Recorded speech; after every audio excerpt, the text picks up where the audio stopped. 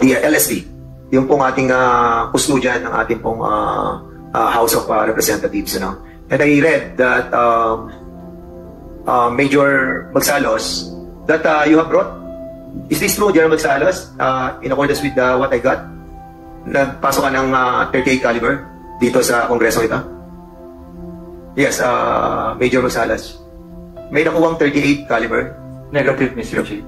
Nung last hearing? Mr. Chair, hindi po ako yun, Mr. Chair. So, hindi ikaw yung may dala ng 38 caliber? Wala po, Mr. Chair. So, we are inviting our LSB, no? Para to find out, no? Yes, Mr. Yung veracity ng report. So, sige, you are raising your hand. Mr. Chairman. Yes, go ahead. Ako po yung nagdala ng caliber 38. Bakit may dala ka ng... Ebidensya po yun na pinipresent po sa court. Kasi under po yun eh. You are Desden, right? Yes, Your Honor. Why did you bring a gun in the House of Representatives? Kahit kami mga congressman, hindi kami nakakapagdala ng baril dito. But you, I invited a resource person and bring a gun inside the House of Representatives. Ha?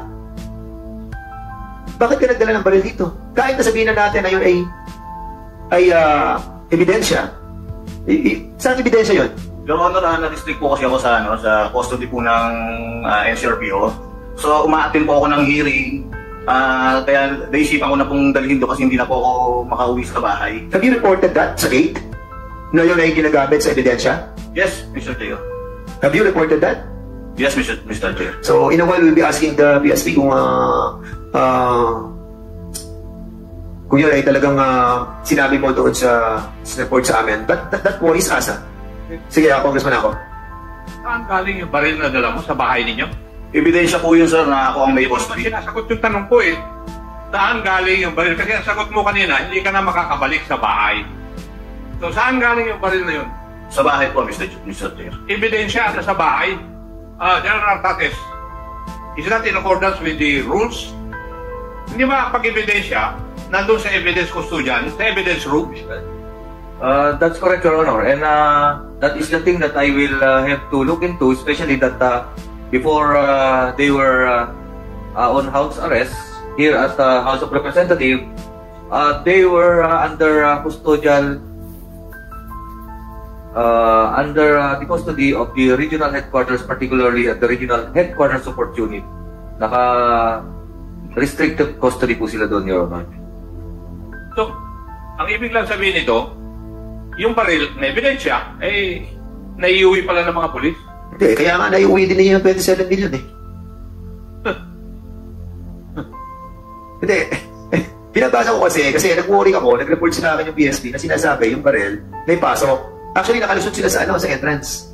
But nung dinadala sila sa detention, doon nakuha yung 38 caliber.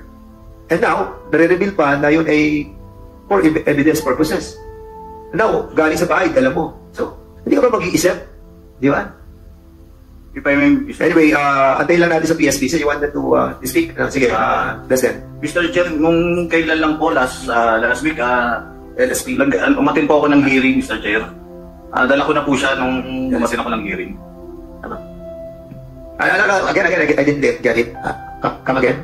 Mr. Chair, may expected kasi na hearing ako inatinan so kaya naisipan ko nang dalhin sa custodial facility yung ebidensya para hindi na po kasi ako makauwi, Mr. Chair. Okay naman yun, wala tayong problema doon. But the mere fact that evidence is part of the custody what do you call that?